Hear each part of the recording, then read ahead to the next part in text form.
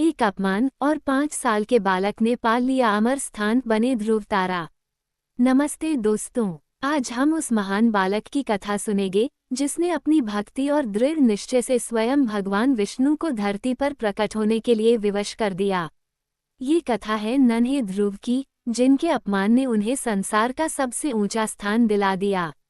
चलिए जानते हैं कैसे एक माँ के कड़वे वचन एक बालक के लिए वरदान बन गए।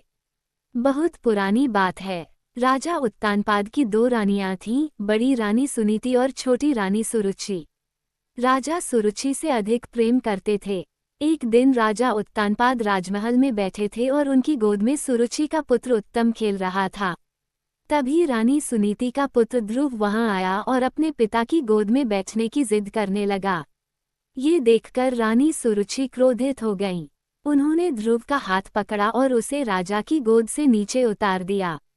सुरुचि गरजते हुए बोली, ध्रुव, तू इस सिंहासन और इस गोद का अधिकारी नहीं है। यदि तुझे राजा का प्रेम चाहिए तो मेरे गर्भ से जन्म लेना होगा। जाओ, नारायण की भक्ति करो और उनसे यह वरदान मांगो। राजा उत्तानपाद मौन रहे और ध्रुव की आंखों से आंसू बह निकले। रोते हुए ध्रुव अपनी माता सुनीति के पास पहुँचे। माता ने सब कुछ सुनकर बड़े धैर्य से कहा, बेटा, तुम्हारी सौतेली माँ ने कड़वा सत्य कहा है। नारायण की कृपा के बिना कुछ भी प्राप्त नहीं होता।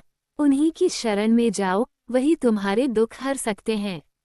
मात्र प्रेम और अपमान की अग्नि ने 5 वर्ष के ध्रुव को वन की ओर जाने के लिए प्रेरित कर दिया।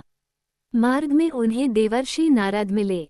नारद जी ने उनकी परीक्षा ली और उन्हें ओम नमो भगवते वासुदेवाय मंत्र की दीक्षा दी। मधुवन में बैठकर ध्रुव ने ऐसी कठोर तपस्या आरंभ की कि इंद्र का सिंहासन डोलने लगा।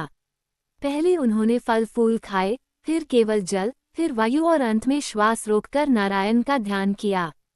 उनकी तपस्या के तेज से तीनों लोक कांपने लगे।